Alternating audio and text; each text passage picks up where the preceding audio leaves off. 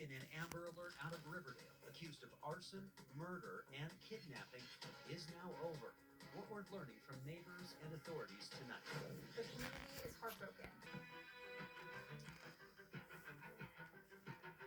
Good evening, I'm Max Roth in for Bob Evans. Tonight, police are thanking the community for helping find two young children at the center of an Amber Alert. Now they're working to solve a possible homicide and arson. Fox 13 News reporter Spencer Joseph is in Riverdale tonight where this all started. Spencer. Max, good evening. You can still see behind me there are a lot of police officers around that home in question. There is police tape all over this Riverdale community, which is normally quiet. We'll get to that in a moment, but this all started around 3 o'clock this afternoon. As you said, they responded to a report of a fire at that home behind me, finding a woman dead inside. Now, they didn't find her two children that were supposed to be with her. That's when that Amber Alert was issued to Ricardo Trujillo, who is the biological father of those two kids, and thankfully they were found safe.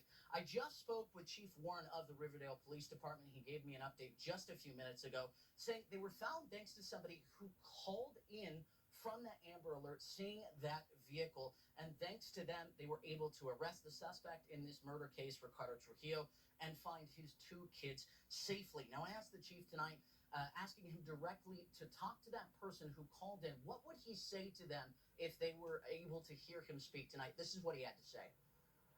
If you could speak directly to that person that called in, what would you say to them? I just want to thank them for taking the time to be vigilant when these Amber Alerts go out.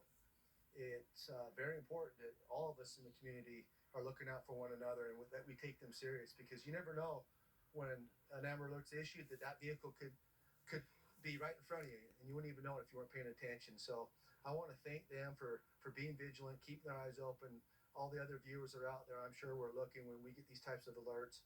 It's much appreciated.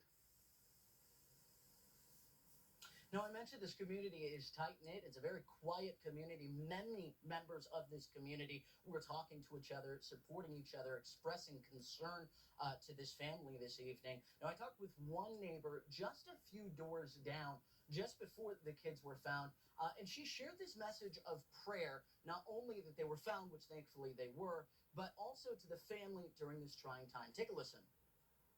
It's so crazy, you guys.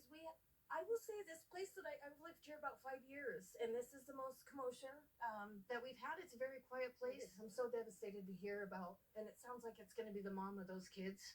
And so I'm extremely devastated. Prayers, and I believe in faith, and I believe in higher power. I'm going to say a prayer for those kids. That's what I'm going to do, because these kids deserve to have justice regardless of what ends up happening. Their justice is what matters the most. So as for what's happening now, we know the children are being interviewed by police along with social workers. After this, there are family members that they will be reunited with. The suspect in this case is being interviewed. There's still a lot of investigation that's going to be happening here to figure out exactly what happened. Now, I want to mention one more piece of information that we've been able to find. Police have been called to this home before for domestic violence back in January. Now, the chief wouldn't speak directly to what happened in that incident, but they did say that they take, in general, domestic violence cases very seriously. We're going to stay out here this evening and continue to report the latest, but for now, Spencer Joseph, Fox 13 News, Utah. Really good details there.